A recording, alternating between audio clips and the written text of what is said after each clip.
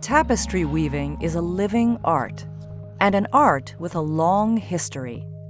To see a tapestry up close is to experience the hands-on nature of its making. The art of tapestry weaving reached new heights in France in the 17th century, when Louis XIV set up the Royal Tapestry Manufactory at the Gobelins, a place that still exists today in Paris. There, tradition still informs the making of contemporary art, knowledge and creative inspiration handed down at the exact same site. It's enclosed, a bit beyond the reach of time. It can seem anachronistic in the world in which we live, when everything has to do with speed. Here, we take the time to do things, with humanity and soul.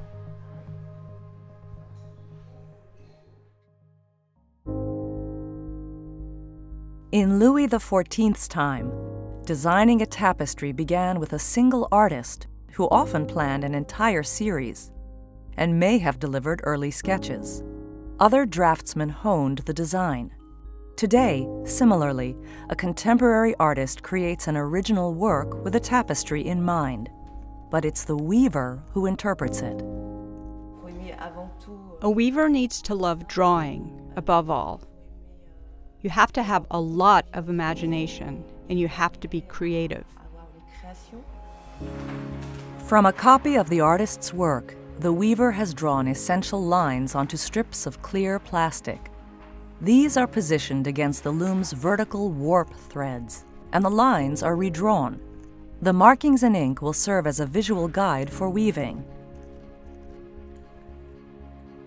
Next, the color palette is decided, and threads will be custom dyed to match the tapestry's design.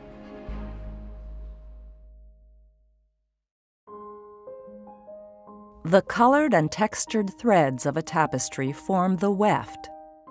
17th century tapestries were made of wool for strength, silk for luminosity, and silver or gold thread for showing off a patron's wealth.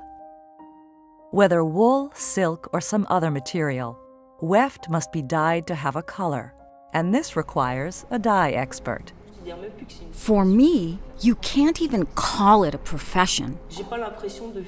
I actually don't feel like I'm coming to work.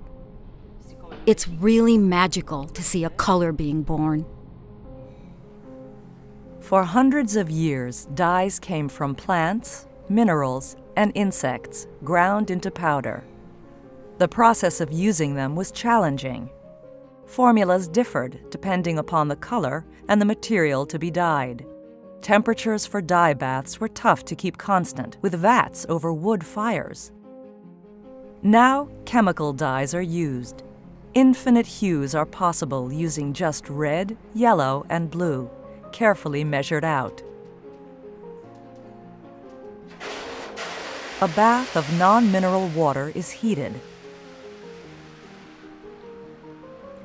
Dye is added. The weft soaks. Several hours later, the threads are pulled out and compared to the intended color. Adjustments might be made. More dye, longer soaking. When the color is perfect, the weft is hung to dry. In another area of the Gobelins, the dyed threads are wound onto spools for storage. When the weft is needed, it's transferred from a spool to the weaver's main tool, called a bobbin or broche. A bobbin can hold a single color or a combination of colorful threads twisted together. Now the weft is ready for the loom.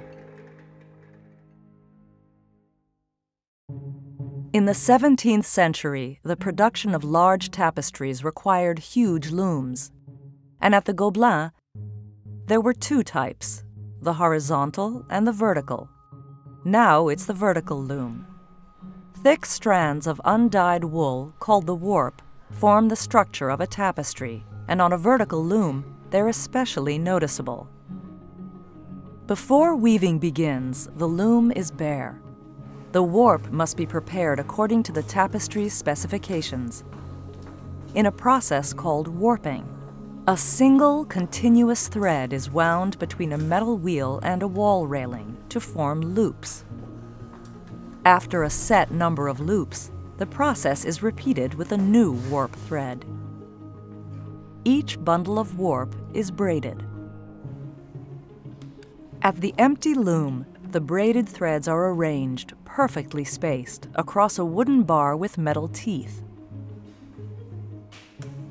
The bar is hoisted up and suspended from the loom's top beam. The braids are undone and threads pulled down and attached to the lower beam. Once the warp is on the loom, the next step is to add tension. The warp is loosened and tightened until tension is just right. The last step is to add heddles, a system of looped twine attached to the warp, which will enable the weaver to move threads while weaving.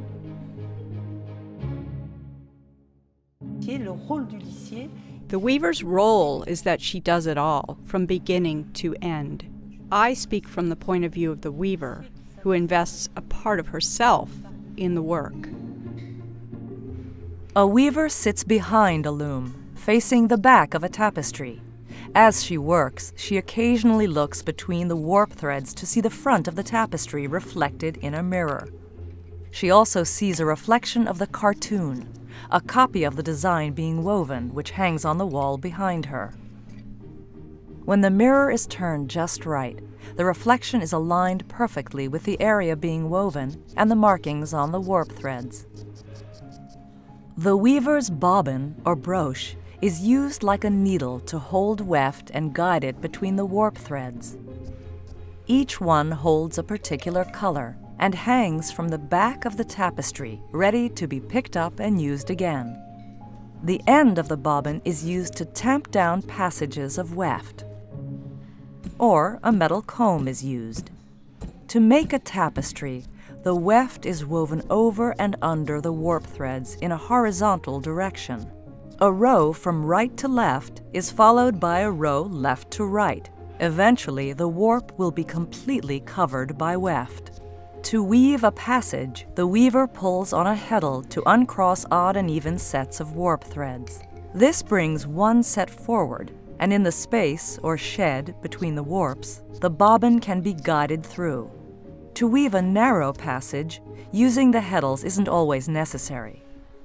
Like a harpist plucking strings, a weaver pulls a small group of warp threads forward. The weaver's skill and experience enable her to accomplish not only a complex design, but to create a textile that's structurally sound. Even today, a tapestry takes years to make. A finished tapestry is a celebration, honoring a work of art and the people who created it. We are surrounded by history. We can't really speak of the spirit of the old weavers, but we acknowledge this glorious past and try to carry on ourselves.